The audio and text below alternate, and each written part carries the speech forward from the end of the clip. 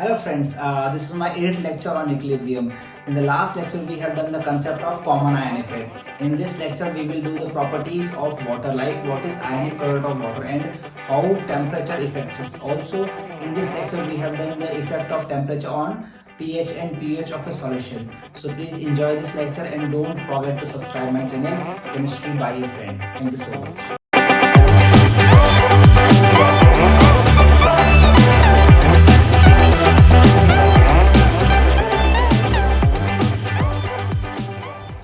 देखो स्टूडेंट्स, अब अपन पढ़ेंगे प्रॉपर्टीज ऑफ वाटर। तो फर्स्ट जो प्रॉपर्टी है वाटर की वो है एसिड और बेसिक नेचर। फर्स्ट जो है वो पढ़ेंगे अपन एसिड और बेस नेचर।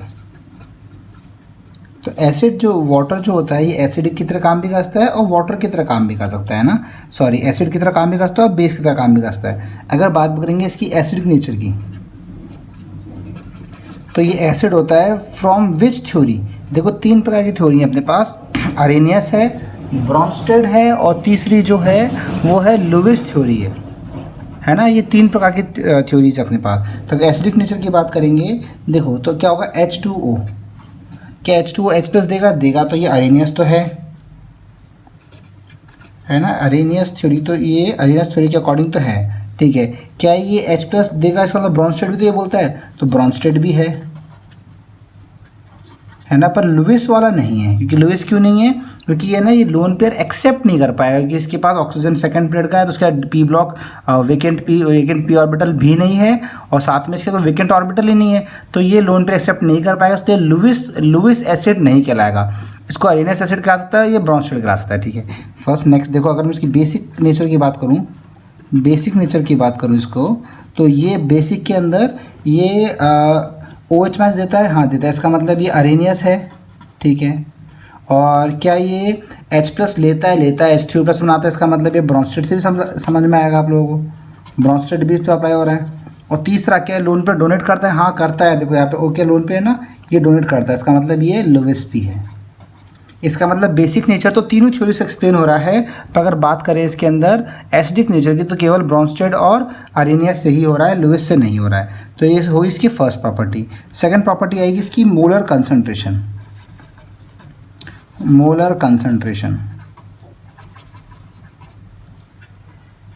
ध्यान दो, अगर मोलर कंसंट्रेशन का बात करें तो अपने को पता है कि मोलरिटी का फॉर्मूला क्या होता है, बताइए। मोलरिटी जो होती है ये होता है मोल्स बाय वॉल्यूम, है ना। देखो सपोज अगर मैंने मान लो 1 लीटर वाटर लिया, है ना, सपोज अगर मैंने 1 लीटर वाटर लिया अपन ने। अब मुझे पता है वाटर की डेंसिटी क्या होती है, वाटर डेंसिटी कुछ भी नहीं दे रखी तो 1 लेके चलनी है। वैसे 4 डिग्री सेल्सियस 1 होती है, पर अपन 1 लेके चलेंगे, 1 ग्राम या 1 ग्राम पर ml लेके चलेंगे इसको, ठीक है ना। या फिर 1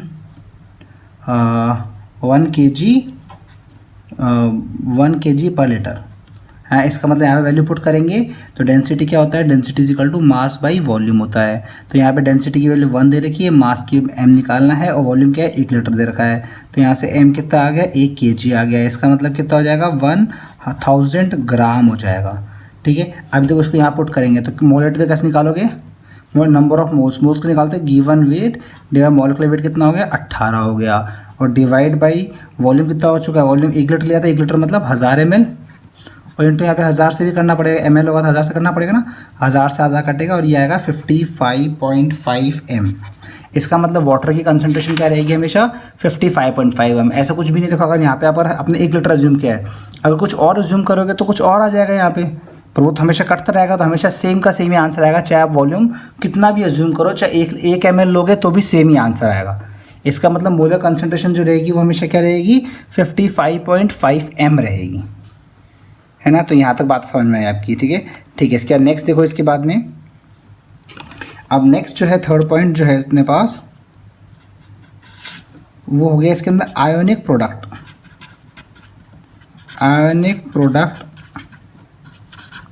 of water. Ionic product of water बोलो, है ना, इसको बोलते हैं KW। इसके और नाम भी हैं, के डब्ल्यू बोलो, आयनिक प्रोडक्ट ऑफ वाटर बोलो, या फिर इसको बोलोगे self ionisation, self ionisation of water ही बोलते हैं इसको, क्योंकि वाटर सेल्फ आयोनाइज हो रहा है। और क्या नाम हो जाएगा इसका, ऑटो प्रोटोलाइसिस, ऑटो प्रोटोलाइसिस ऑफ वाटर। ये सब क्या होता है, ये सब होता है के डब्ल्यू। और के डब्ल्यू का फॉर्मूला जो होता है, के डब्ल्यू का ये फॉर्मूला आता है वाटर के जो दो आयन्स हैं उसका मल्टीप्लिकेशन, मतलब H प्लस और OH माइनस का मल्टीप्लिकेशन को क्या बोलते हैं, आयनिक प्रोडक्ट ऑफ वाटर, है ना। इसको हिंदी में बोलते हैं जल का आयनन नियतांक, या फिर आयनन गुणनफल बोलते हैं इसको, ठीक है। तो ये हिंदी मीडियम वाले बच्चों के लिए, ठीक है। अब इस पर डिपेंड करेंगे, इससे किस किस चीज़ डिपेंड करेगा और क्या क्या इसकी वैल्यूज़ रहेंगी, ठीक है। देखो, तो अपन ने यहाँ तक अभी ये पढ़ा, देखो इस पेज के अंदर अपन ने पढ़ा कि ना एसिड जो होता है, जो वाटर जो होता है वो एसिडिक भी होता है, बेसिक भी काम कर सकता है। एसिड जो होगा वो अरेनियस से और ब्रोंस्टेड से एक्सप्लेन होगा, और जो बेसिक नेचर होगा वो अरेनियस से, ब्रोंस्टेड से और लुइस से एक्सप्लेन होगा, ठीक है। अब जो वाटर की मोलर कंसंट्रेशन रहेगी हमेशा कितनी रहेगी, 55.5 m रहेगी। तो इसलिए बताइए इसके अंदर मैंने कि के डब्ल्यू की वैल्यू, के डब्ल्यू जो होता है ये आयनिक प्रोडक्ट ऑफ वाटर होता क्या है, H प्लस और OH माइनस का मल्टीप्लिकेशन होता है, इसे क्या बोलते हैं अपन, के डब्ल्यू बोलते हैं। तो यहाँ तक आपको बात क्लियर हुई। इसके बाद देखो नेक्स्ट, है ना, अब पढ़ रहे थे अपन के डब्ल्यू क्या होता है, ध्यान दो। अब देखो के डब्ल्यू की जो वैल्यू होती है ना, तो कैसे बोलूँगा, एट 25 डिग्री सेल्सियस जो के डब्ल्यू की वैल्यू होगी वो 10⁻⁻14 होगी। तो पी के डब्ल्यू क्या हो जाएगा, देखो वैल्यू ऑफ के डब्ल्यू जो होगा वो 25 डिग्री सेल्सियस पे क्या होगा, के डब्ल्यू 10⁻14 है ना, और पी के डब्ल्यू होगा ये क्या हो जाएगा बताओ, माइनस लॉग ऑफ के डब्ल्यू इज 10⁻14, और ये 14 आगे आ जाएगा तो माइनस प्लस हो जाएगा, और लॉग 10 कितना हो जाएगा, 1 हो जाएगा। तो यहाँ तक आपको ये बात समझ में आई, ठीक है ना। अब देखो अगर मैं बोलूँ, अब देखो एट 25 डिग्री सेल्सियस पे ही बात चल रही है, अगर बोलूँ फॉर वाटर, है ना, और वाटर क्या होता है, वाटर तो न्यूट्रल होता है ना, वाटर ऑलवेज जो होगा वो न्यूट्रल रहेगा, ठीक है। देखो अगर न्यूट्रल की बात करेंगे, है ना, न्यूट्रल की बात करेंगे तो न्यूट्रल कब होगा, जब H प्लस और OH माइनस क्या होगा, बराबर रहेगा, ठीक है। अब इसमें अगर मैं बोलूँगा के डब्ल्यू क्या डालेंगे, K W is equal to H plus into OH minus, ठीक है। इसको से पूछता हूँ मैं कि H प्लस का होल स्क्वायर हो गया ये, ठीक है। अब बताओ 25 डिग्री सेल्सियस पे के डब्ल्यू की वैल्यू क्या होती है, 10⁻⁻14, तो H प्लस की कितनी जाएगी, 10⁻⁻7, तो pH कितना हो जाएगा, 7। इसका मतलब न्यूट्रल पे pH कितना आएगा, 7 आएगा। इसका मतलब अगर ये टोटल स्केल देखो, के डब्ल्यू ना, पी के डब्ल्यू पूरा टोटल स्केल होती है, पी के डब्ल्यू 14 है, इसका अंदर स्केल 0 से 14 है, और न्यूट्रल कितने पे आ रहा है, 7 पे आ रहा है, 7 पे है ना। यहाँ पे क्या है, न्यूट्रल है, न्यूट्रल है ना। ये कब है, एट 25 डिग्री सेल्सियस, है ना। इसी को देखो अब अपन टेम्परेचर चेंज करेंगे, देखते क्या इफेक्ट पड़ता है इस पर, है ना। ध्यान देखना, टेम्परेचर चेंज करेंगे अपन इसका भी, देखो ध्यान से। अगर मैं बोलूँ टेम्परेचर चेंज करता हूँ, इसका बोलता हूँ अगर एट से टेम्परेचर राइज करें, टेम्परेचर ले लिया, मान लो मैंने T greater than 25 degree Celsius ले लिया। अब टेम्परेचर बढ़ूंगा तो क्या होगा, वाटर के आयन ज़्यादा बनेंगे, और वाटर के आयन ज़्यादा बनेंगे तो क्या होगा, के डब्ल्यू की वैल्यू बढ़ जाएगी, क्योंकि आयन का प्रोडक्ट तो होता है, तो आयन बढ़ गया तो आयन का प्रोडक्ट बढ़ जाएगा, तो बढ़ गया, मान लो ये हो गया 10⁻⁻12 हो गया, है ना। तो पी के डब्ल्यू कितना हो जाएगा, 12 हो जाएगा, है ना। और फिर से आप वही चेक करेंगे कि अगर न्यूट्रल वाटर है, न्यूट्रल है तो के डब्ल्यू कितना हो जाएगा, ये हो जाएगा H plus into OH minus, और न्यूट्रल के लिए तो H प्लस OH माइनस बराबर रहता है, बराबर रहेगा तो क्या हो जाएगा, ये H प्लस का होल स्क्वायर हो जाएगा, और उसका 10⁻⁻12 होता है ना। तो H प्लस कितना आ जाएगा, ये आ जाएगा 10⁻⁻6 आ जाएगा, ये बात सब लोगों को, है ना। और यहाँ से अगर मैं pH निकालूंगा तो pH कितना आ जाएगा, 6 आ जाएगा। और मैंने कहा था पी के डब्ल्यू क्या होता है, वो होता है पूरा टेबल की लेंथ, है ना। तो ये जो आपकी टेबल रहेगी ये 0 से 12 तक के बीच में रहेगी, 12 तक के बीच में रहेगी, और जो इसके अंदर न्यूट्रल पॉइंट आएगा वो कितने पे आएगा, 6 पे आएगा, 6 पे न्यूट्रल है ना। ये कब है, जब टेम्परेचर जो था वो ग्रेटर देन 25 डिग्री सेल्सियस था, है ना। अब लेस देन 25 लेते हैं, उसके बाद तीनों को एक साथ कंपेयर करेंगे। देखो तो इसको मैं याद रखता हूँ, देखो, है ना। अब अगर मैं लेता हूँ टेम्परेचर, ध्यान दो, अब अगर अपन टेम्परेचर लेते हैं, temperature is equal to less than 25 degree Celsius. अगर 25 से लेस लेंगे इसका मतलब क्या होगा, आयंस भी कम बनेंगे, आयंस कम होगा तो क्या होगा, के डब्ल्यू की वैल्यू भी कम रहेगी, 10⁻14 से। तो सपोज मान लिया मैंने KW की वैल्यू 10⁻−16 मान लिया, है ना। कम मतलब कम कितना होता है, -16 होता है, ठीक है, 16 मान लिया मैंने। अब देखो, है ना, अब देखिए अगर मैं बात करूँ कि KW फॉर न्यूट्रल, फॉर अगर न्यूट्रल की बात करूँ, है ना, तो न्यूट्रल में क्या होता है, H+ और OH- क्या होता है, बराबर होता है ना। तो KW की वैल्यू क्या आएगी, KW = H+ का होल स्क्वायर हो जाएगा, 10⁻−16 हो जाएगा। तो H+ कितना हो जाएगा, 10⁻−8 हो जाएगा, ठीक है। और PH कितना हो जाएगा, PH आ जाएगा 8। इसका मतलब अगर मैं टेबल बनाऊंगा 0 से लेके 16 तक की बनेगी ना, क्या PKW जो होता है ना, देखो इससे अपने पास PKW के 16 आ गया था, ठीक है। और न्यूट्रल कितने पे रहेगा, 8 पे रहेगा इसका न्यूट्रल। समझ में आपको बात, इसका टेम्परेचर बढ़ाने पे ये हो, इसका मतलब कंक्लूजन जो क्या है इसका, है ना, कंक्लूजन, ध्यान समझना कंक्लूजन क्या है, वेरी इंपॉर्टेंट। देखो कंक्लूजन क्या है कि अगर 25 डिग्री सेल्सियस पे लेता हूँ अगर मैं, तब ये टेबल जो होती है 25 डिग्री सेल्सियस पे टेबल जो बनेगी वो बनेगी 0 से लेके 14 तक की, और 7 पे रहेगा न्यूट्रल। अगर टेम्परेचर बढ़ा दिया जाए 25 डिग्री सेल्सियस से, है ना, तो टेबल जो होगी वो क्या हो जाएगी, छोटी हो जाएगी, 0 से मान लो 12 हो गई, और न्यूट्रल कितने पे आ जाएगा, 6 पे आ जाएगा, है ना, 7 पे और 6 पे न्यूट्रल आ जाएगा। अगर टेम्परेचर कम कर दिया जाए, अगर टेम्परेचर अगर कम कर दिया 25 डिग्री से कम कर दिया जाए, तो क्या होगा, 0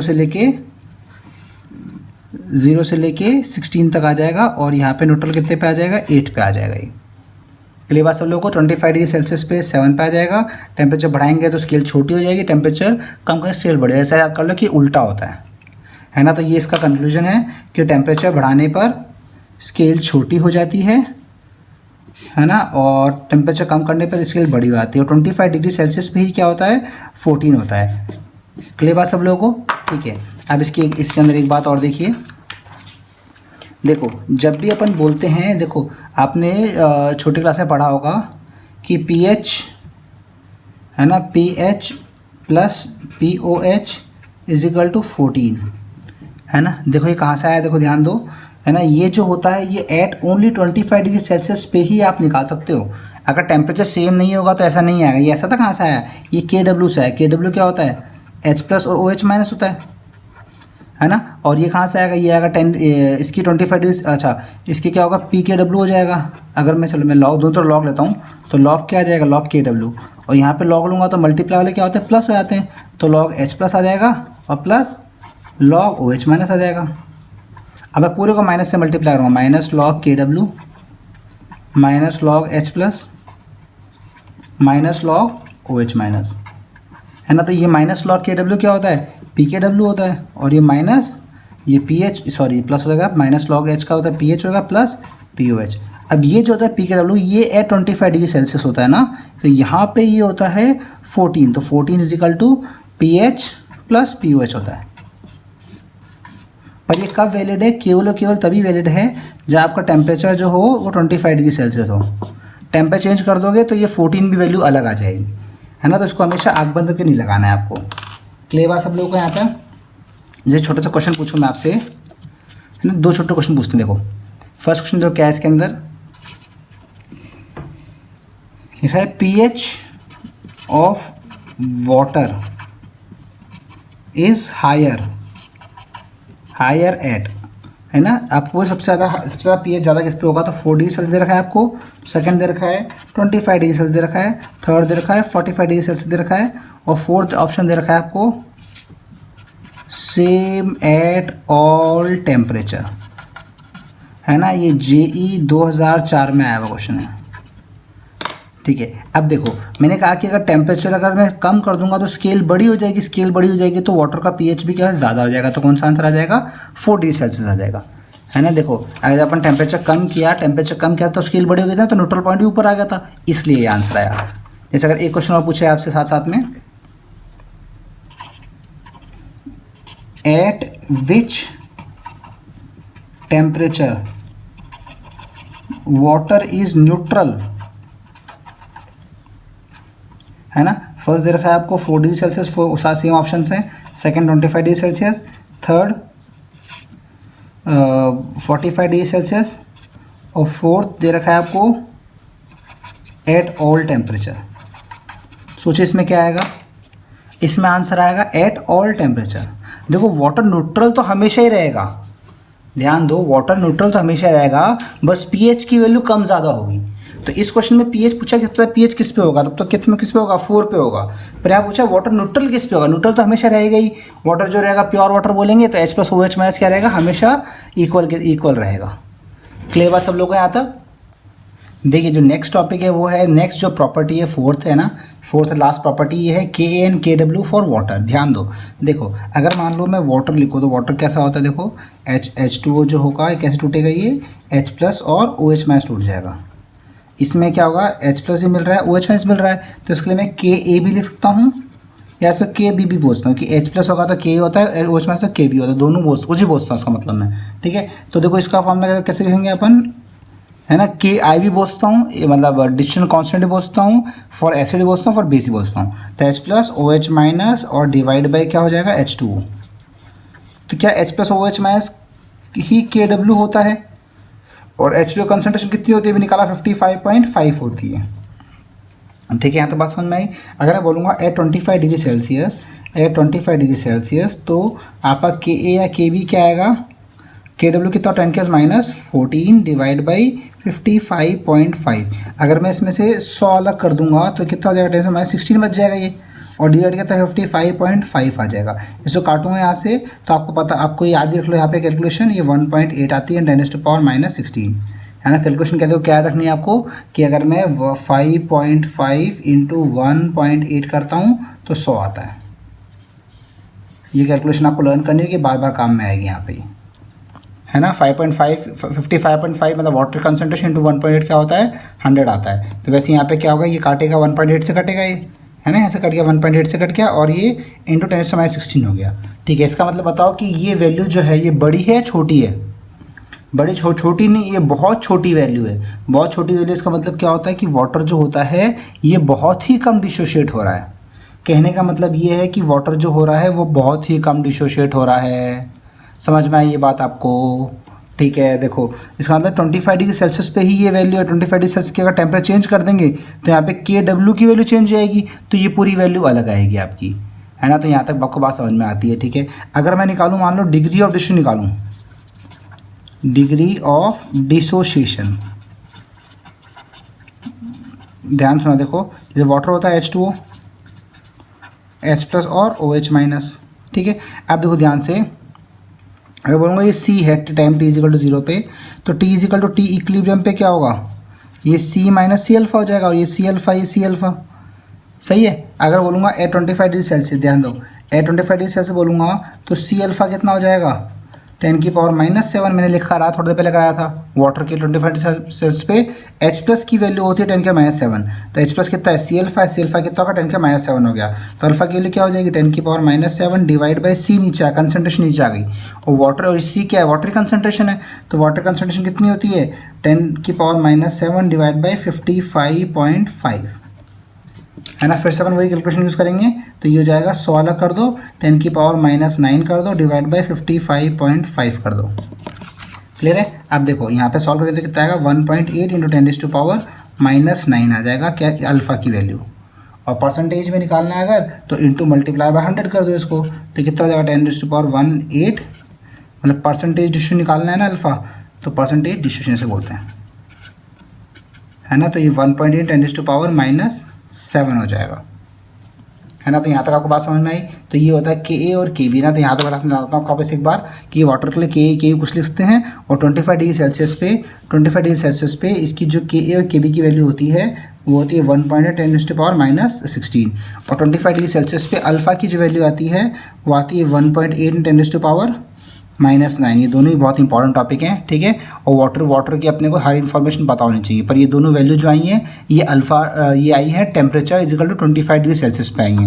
अब मान लो आपको टेम्परेचर 25 नहीं दे रखा हो, है ना, टेम्परेचर कुछ और दे रखा हो, तो उसके बेसिस पर अपन एक क्वेश्चन कर लेते हैं। देखो बिल्कुल सिंपल सा क्वेश्चन है ना। मान लो तो क्वेश्चन बोलता है कि एट मानो 90 डिग्री सेल्सियस ना, एट 90 डिग्री सेल्सियस पर जो आपका डिग्री है ना, डिग्री ऑफ डिसोशिएशन है, मतलब अल्फ़ा जो है ना ऑफ वाटर है ना, वो गिवन है आपका 1.8 × 10⁻⁻6% में दे रखा है आपको।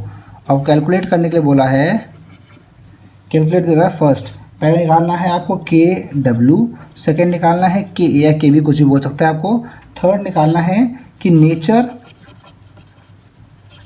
ऑफ सॉल्यूशन, मतलब इसने बोला है कि एक सॉल्यूशन का तो पीएच है 6, एक का पीएच है 6.5, एक का पीएच है 5.5, ये 3 तरह के सॉल्यूशन है, इनमें से कौन सा एसिडिक है, कौन सा बेस है, कौन सा न्यूट्रल है बताना आपको ना, वेरी इंपॉर्टेंट क्वेश्चन है ना। टेम्परेचर चेंज करने पे क्या फ़र्क पड़ेगा, ये उस पर क्वेश्चन है, ठीक है। देखो आप एक बात बताओ मुझे कि अगर मैं सॉल्यूशन देखो इसका है ना, इसका तो डिग्री ऑफ डिशन मतलब अल्फ़ा दे रखा है आपको, अल्फ़ा दे रखा है 10⁻1.8 × 10⁻⁻6% दे रखा है, तो उसको अगर आप करोगे डिग्री अल्फ़ा में करोगे तो डिवाइड बाय क्या करना पड़ेगा आपको, 100 करना पड़ेगा, सही है। अगर डिवाइड बाय अगर इसको आप 100 करोगे अल्फ़ा को तो ये अल्फ़ा आ जाएगा आपके पास, क्लियर है बात सबको, तो ये जाएगा 10⁻⁸ हो जाएगा ये, ठीक है। अब मुझे पता है H+ क्या होता है, H+ होता है C अल्फ़ा, है ना, तो C अल्फ़ा तो कितना होगा, C कंसनट्रेशन होती है 55.5 इंटू 1.8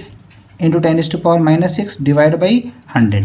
अब बताइए कितना होता है, ये तो मेरे को पता है 100 होता है, 55.5 इंटू 1.8 तो याद कराया था मैंने, कितना होता है 100 होता है, 100 से 100 कैंसिल हो जाएगा और 10⁻⁻6 हो जाएगा यहाँ पे, है ना। तो यहाँ पे 10⁻⁻6 आ जाएगा, तो यहाँ से है ना, तो ये हो जाएगा pH, हाँ -6 आ गया। अब देखो अगर न्यूट्रल की बात करेंगे, न्यूट्रल है ना, तो KW क्या होता है, H+OH- है ना, तो दोनों अगर न्यूट्रल पे तो H+OH- बराबर होता है, तो H+ का 10⁻⁶ है तो ये क्या होगा 10⁻, ये भी -6 रहेगा, तो कितना होगा 10⁻12 हो जाएगा, सही है। और PKW कितना होगा, PKW हो जाएगा इसके अंदर और 12 हो जाएगा।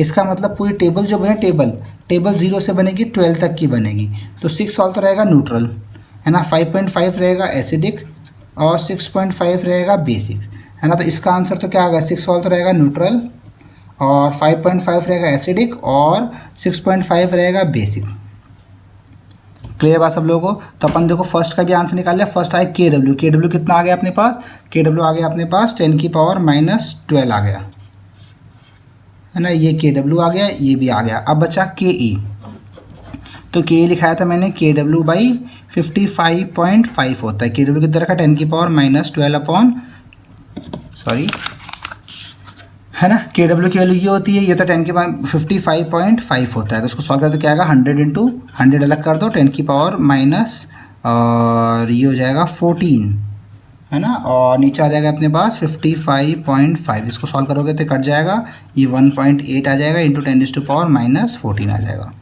ठीक है। तो आपको तीनों के आंसर आ गए, देखो फटाफट से।